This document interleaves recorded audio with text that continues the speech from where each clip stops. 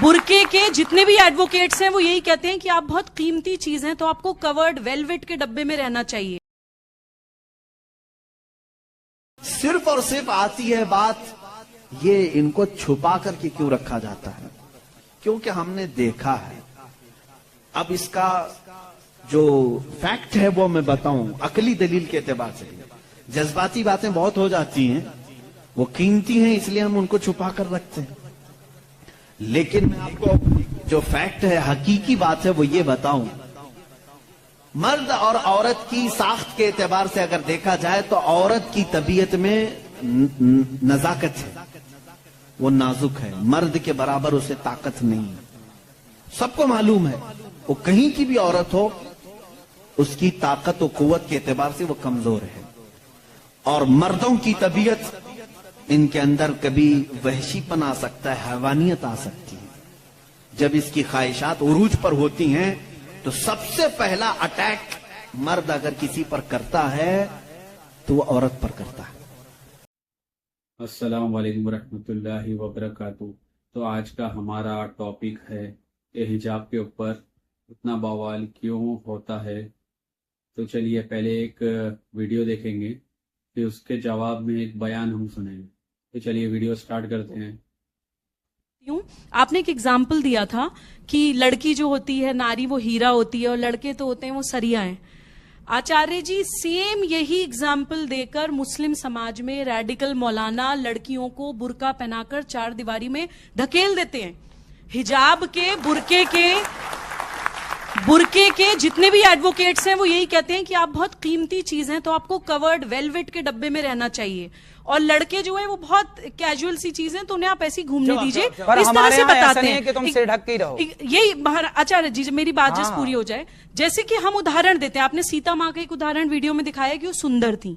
आपने अभी दूसरा उदाहरण दिया कि सीता माँ के लिए मर्यादा की लकीर खींची थी भगवान राम ने, लक्ष्मण जी ने। हम ये उदाहरण क्यों नहीं देते कि सीता माँ ने लव और कुश को युद्ध की ट्रेनिंग दी थी? बिल्कुल, सीता माँ बहुत बड़ी योद्धा भी थी। बिल्कुल, हम अपनी भारतीय संस्कृति में बच्चियों को वो शौर्य और पराक्रम क्यों नहीं सिखाते? सनातन शब्द में इतनी समंजसता है आचार्य जी कि वो सब कुछ अपने अंदर समा सकता है। मुझे लगता है हमें उसे ड्रेसेस में, कि आप किस तरह के कपड़े पहन रहे हैं और आप किस तरह का लाइफस्टाइल जी रहे हैं, हमें उसको संकीर्ण नहीं बनाना चाहिए। हमें उसको, उसके अंदर जो विशालता है उसको ज्यादा प्रमोट करना चाहिए, ताकि यंगस्टर्स, यूथ उसकी तरफ और ज्यादा आकर्षित हो, उससे ज्यादा और जुड़े। और आज का जो समय है नारियों के ऊपर, देखिए बांग्लादेश में क्या हो रहा है महिलाओं के साथ, बांग्लादेश में नारी के साथ क्या हो रहा है। आज का जो समय है, मैं तो मानती हूँ महिला को हीरा नहीं सरिया ही होना चाहिए। अब इसके जवाब में चलिए हम एक बयान सुनते हैं। चलिए मैं वीडियो स्टार्ट कर रहा हूँ। सिर्फ और सिर्फ आती है बात, ये इनको छुपा करके क्यों रखा जाता है? क्योंकि हमने देखा है। अब इसका जो फैक्ट है वो मैं बताऊं, अकली दलील के एतबार से। जज्बाती बातें बहुत हो जाती हैं, वो कीमती हैं इसलिए हम उनको छुपा कर रखते हैं। लेकिन मैं आपको जो फैक्ट है, हकीकी बात है, वो ये बताऊं, मर्द और औरत की साख्त के एतबार से अगर देखा जाए तो औरत की तबीयत में नजाकत है, वो नाजुक है। मर्द के बराबर उसे ताकत नहीं है। सबको मालूम है, वो कहीं की भी औरत हो, उसकी ताकत और कुव्वत के एतबार से वो कमजोर है। और मर्दों की तबीयत, इनके अंदर कभी वहशीपन आ सकता है, हैवानियत आ सकती है। जब इसकी ख्वाहिशात उरूज पर होती हैं तो सबसे पहला अटैक मर्द अगर किसी पर करता है तो वो औरत पर करता है।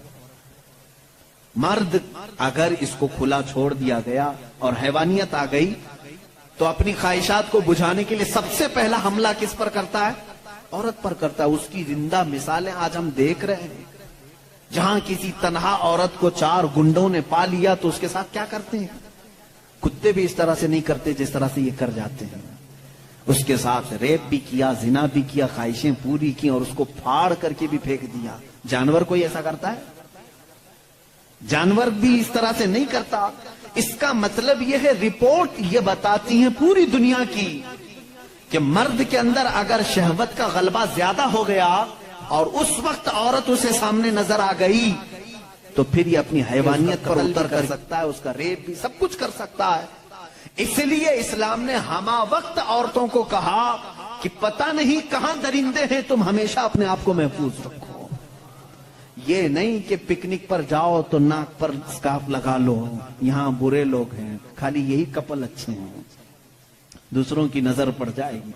इस्लाम ने हर वक्त के लिए औरत को ये कहा है कि तू अपनी हिफाजत की जिम्मेदारी खुद रख ले, इसलिए कि तेरे जिस्म को देखने के बाद कई ऐसे मर्द हैं जिनकी ख्वाहिशात अंगड़ाइयां लेती हैं और फिर वो हमला कर सकते हैं। तुम्हारी जान का भी खतरा है इसमें, सिर्फ इज्जत लूटने का नहीं, जान का खतरा है। रेप के बाद कत्ल होते हुए नहीं देखे? अभी साल नहीं गुजरा होगा, हैदराबाद में, दिल्ली में कितने वाकयात हुए, अच्छे पढ़ी लिखी लड़कियों के साथ, हो अच्छे बड़े घर की लड़कियों के साथ ये मामलात हुए कि नहीं हुए? अब ये जब हम जवाब देते हैं तो वो ये कहते हैं कि मर्दों को आप तलकीन करें कि वो औरतों को छेड़छाड़ ना करें। ये तो ऐसी बात हो गई कि गोश्त को खुला रख करके कौवों को नसीहत करो, बेटा अच्छे से रहो, अखलाक में रहो। अरे कौवा है, वो गोश्त खुला रखा है, हम कौवों को सुधार नहीं सकते लेकिन गोश्त को ढक तो सकते। हमारे पास यही फार्मूला है, हम कहां पूरे दुनिया के मर्दों की आंखों को संभालें। हालांकि कुरान ने हर मोमिन को कहा है वक़ुल लिल मुमिनीना यग़ुद्दू मिन अब्सारिहिम, ऐ महबूब सारे ईमान वालों से कह दें कि वो अपनी आंखें नीची रखें। इस्लाम ने समझा तो दिया है मर्दों को, लेकिन इनकी सिक्योरिटी का भी एहतमाम किया है, जिसको ये समझ रहे हैं कि ये पाबंदी बहुत ज्यादा है, बहुत मुश्किल है, ये पाबंदी है बहुत ज्यादा मुश्किल है। जिन लोगों ने कहा था कि ये इस्लाम की जोर जबरदस्ती औरतों को इतना कैद करके रखते हैं, बेचारे आज 12-12 घंटे हॉस्पिटल में पूरा का पूरा नकाब पहने हुए, पूरा का, और ऐसा नकाब पहने हुए हैं कि हवा भी आना मुश्किल हो जाती है। और हम तो बुरके बेचने वाले मशहूर थे, बुरके बेचने वाले मशहूर थे, आज पूरी मगरिबी दुनिया मशहूर हो गई। पीपी किट नाम रखा है तुमने, बुरके ही बेच रहे हो, बेच रहे। हम तो सिर्फ हिफाजत औरतों के जिस्मों की कर रहे थे, तुमने तो बुरका अब मर्दों को भी पहना है, सबको पहना है। अब इनसे पूछो क्यों अब सख्ती नहीं है? ये किसी के जिस्म को इतना ढांक करके रखना ये जोर जबरदस्ती नहीं है? तुम कहते हो इस्लाम इतनी सख्ती लेकर के आया है कि औरतों को बंद करके रखा। अब ये जवाब नहीं, वायरस फैला हुआ है, वायरस फैला हुआ है, जिस्म को लग ना जाए। अरे नादान, यही तो 1400 साल से हम कह रहे थे, इंसानों की आंखों का वायरस भी फैला हुआ है, कहीं हमारी बच्चियां गैर महफूज ना हो जाएं, कहीं किसी के जिस्म में ये बातें, ये आंखों का जहर सरायत ना कर जाए, इनके दिल बहक ना जाएं। और मैं बहुत पहले से कहता आ रहा हूं, तहकीक ये बताती है कि मर्द की आंखें जब इसमें ख्वाहिश पैदा होती है ना, एक जहरीला मादा निकलता है, जहरीला मादा निकलता है। आप देखो गौर से, किसी चीज को नजर लगती है ना, सबका ये तो मामूल है, नजर लगती है, वो उसकी नजर लग गई, इसकी नजर लग गई, तकरीबन सब लोग मानते हैं नजर लगती है। और इस्लाम भी कहता है अल ऐनु हक़्क़ुन, नजर लगती है। बल्कि मेरे आका सल्लल्लाहु अलैहि वसल्लम ने यहां तक फरमाया, मेरी उम्मत में सबसे ज्यादा मौत अगर किसी कारण से होगी तो नजर बद से होगी।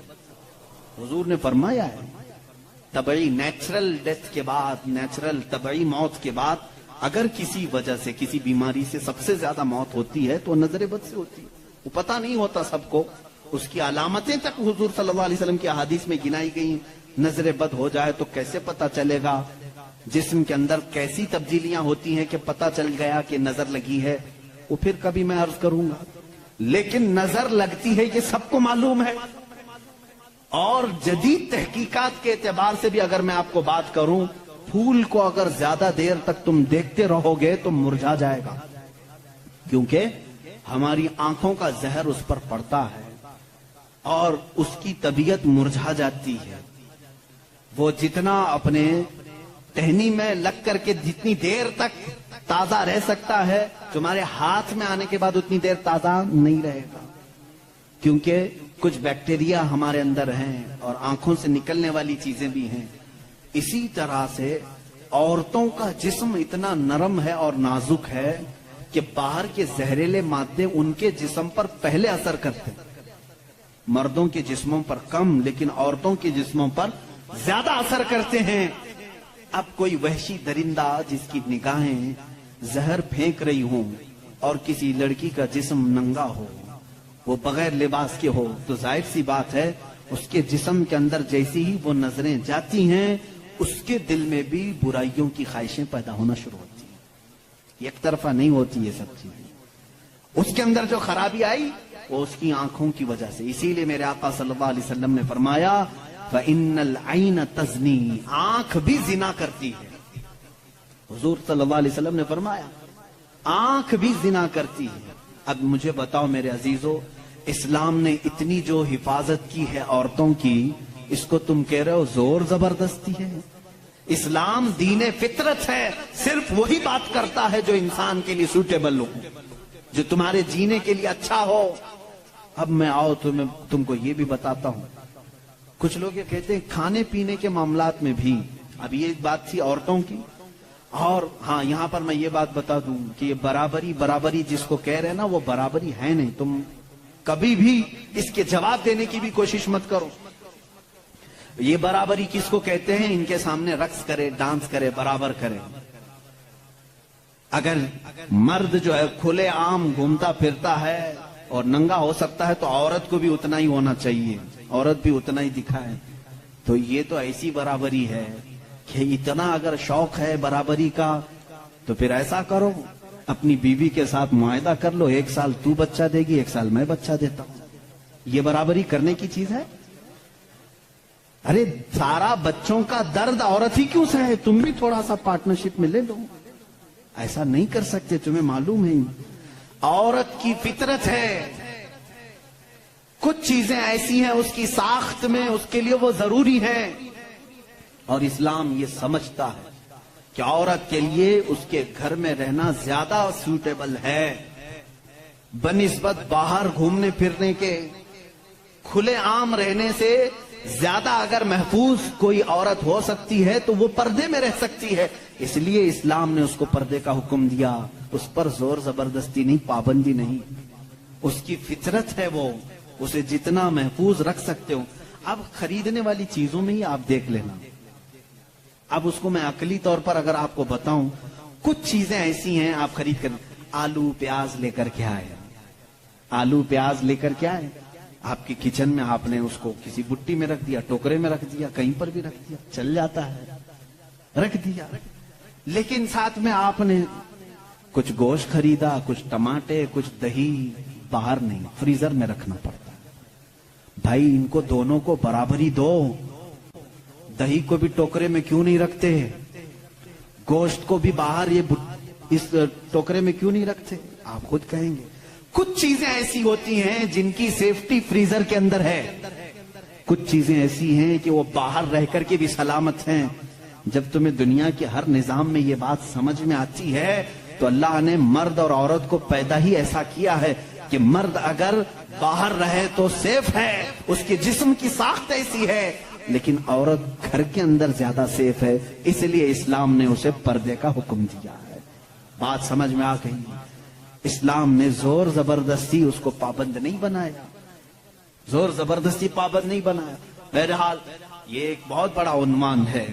عورتوں کے حقوق کی بات اگر کوئی ایسا بندہ کرتا تو سمجھ میں آتا جو عورتوں کو مرتبے میں بڑھا کر کے یوں کہے کہ عورت کے قدموں کے نیچے جنت ہے. اگر کوئی ایسا شخص کہتا تو بات سمجھ میں آتی جو یہ کہے کہ بیوی کو ایک لقمہ کھلاؤ تو صدقے کا ثواب ہے. اگر کوئی ایسا شخص کہتا جو یہ کہے کہ ایک بیٹی کو پال کر نکاح کر دو تو جنت واجب ہے، ان کے پاس یہ کوئی بھی چیز نہیں، بلکہ یہ جس عورت کی بات کر رہے ہیں ان کے لیے وہ اپنے نفس کی خواہشات پوری کرنے کی ایک مشین ہے بس. اور اگر میری بات صحیح نہیں ہے تو چلو مغربی دنیا میں میں تمہیں دکھا دوں کہ وہاں شادی کسے کہتے ہیں، طلاق کسے کہتے ہیں، بچوں کا نظام کیا ہے. کثرت سے پورے یورپ میں آپ کو میں بتاؤں وہاں شادی کا نظام تک ختم کر کے رکھا گیا ہے. جو لڑکی پسند آئی اس کے ساتھ رہتے رہو, بچے بھی ہو جائیں گے. 2 بچوں کے بعد وہ لوگ فیصلہ کرتے ہیں اب شادی کر لیں. اب شادی کرنے کا برابر ٹائم آ گیا, ہم لوگوں کی انڈرسٹینڈنگ ہو چکی ہے. یہ ہے فیکٹ بتا رہا ہوں میں آپ کو. کئی ایسی شادیاں ہیں وہاں پر جو بچے ہونے کے بعد کرتے ہیں کورٹ میں جا کر کے. تو تم نے عورت کو برابری نہیں بلکہ اپنی خواہشات کی ایک مشین سمجھا ہے. اسلام جو برابری دیتا ہے وہ کیسی برابری ہے؟ یہ اسلام ہی تو ہے جو عورت کو اتنی عزت کے ساتھ گھر لانے کا حکم دیتا ہے. اتنی عزت کے ساتھ. اگر اس کو کچھ خرافاتی لوگوں نے برا کر دیا تو الگ بات ہے, بلکہ ہمارے ہاں جو نکاح کا سسٹم ہے وہ اتنا پاکیزہ ہے کہ مرد کو کہا گیا ہے کہ عورت کے آنے سے پہلے اپنے گھر کا انتظام ہو جائے. وہ کہاں لا کر کے رکھ رہا ہے, بلکہ عورت کو اسی طرح سے بھگا کر لانے کا نظام اسلام میں نہیں ہے, بلکہ عورت کے لیے ایک باضابطہ پوری محفل کا انعقاد ہوتا ہے. اس کی رضا پوچھی جاتی ہے, پہلے اس سے پوچھا جاتا ہے تو راضی ہے یا نہیں. بہت سارے ایسے دین ہیں, بہت سارے ایسے ریلیجین ہیں, میں نام پھر نہیں ذکر کر رہا ہوں, جہاں پر عورتوں کو اظہار رائے کا حق ہی نہیں. ان کے بڑے جو فیصلہ کر لیے وہ ہو گئی بات. چائنا میں بہت سارے ایسے قبیلے آج بھی ہیں جہاں ان کے ماں باپ اپنی بچیوں کو لے جا کر کسی کے بھی کوٹھے پر چھوڑ جاتی ہیں جہاں انہیں پسند آ جائے. اسلام عورت کی عزت اتنی دیتا ہے, جب تک وہ اپنی رضا کا اظہار نہیں کرتی قاضی کی مجال نہیں کہ وہ نکاح پڑھا سکے. ہم خود کھڑے رہتے ہیں جب تک اجازت نہیں آتی. پہلے ہم عورت کی اجازت لے کر کے آتے ہیں اور پھر عورت کو اس کا حق مہر دینے کا حکم بھی مرد کو دیا گیا ہے کہ وہ تمہیں اپنی زندگی چھوڑ کر آ رہی ہے, اپنا گھر چھوڑ کر کے آ رہی ہے, اس کا حق مہر ادا کرو. اور لانے کے بعد جانتے ہیں میرے آقا صلی اللہ تعالی علیہ وسلم کی تعلیمات کیا ہے؟ اللہ اکبر. حضور اکرم صلی اللہ علیہ وسلم نے تاکید کے ساتھ فرمایا ہے کہ عورتوں کے ساتھ سختی نہ کرو. اپنے آخری خطبے میں حضور نے عرفات کے میدان میں یہ بات تک فرمائی, عورتوں کے معاملات میں اللہ سے ڈرو, حد سے زیادہ نہ بڑھو, عورتوں کے ساتھ اتنی سختی نہ کرو. مارنے کو منع کیا, کبھی ان کے چہرے پر نہ مارنا, کبھی ان کے خاندان کو تانا نہ مارنا, کبھی ان کو اتنی بری گالی نہ دینا کہ دل ٹوٹ جائے. یہ تمام احکام اسلام نے اسی عورت کی عزت ہی کے لیے تو دیے ہیں.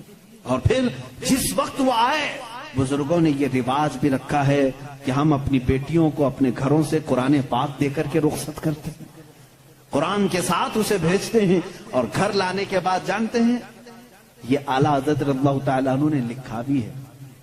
اعلیٰ حضرت فرماتے ہیں جب نئی دلہن گھر میں آئے تو اس کے پیروں کا دھون جو ہے وہ اگر گھر کے چاروں کونوں میں ڈالو تو برکت آئے. وہ آ رہی ہے اپنا رزق لے کر کے آ رہی ہے, اپنا رزق لے کر کے آ رہی ہے. یہاں تک ہمارے لیے کہا گیا, بلکہ دولہے کو یہ بھی کہا گیا, اسی یہ بیان میں ساری باتیں نوجوانوں کو سمجھ میں بھی آ جائیں گی.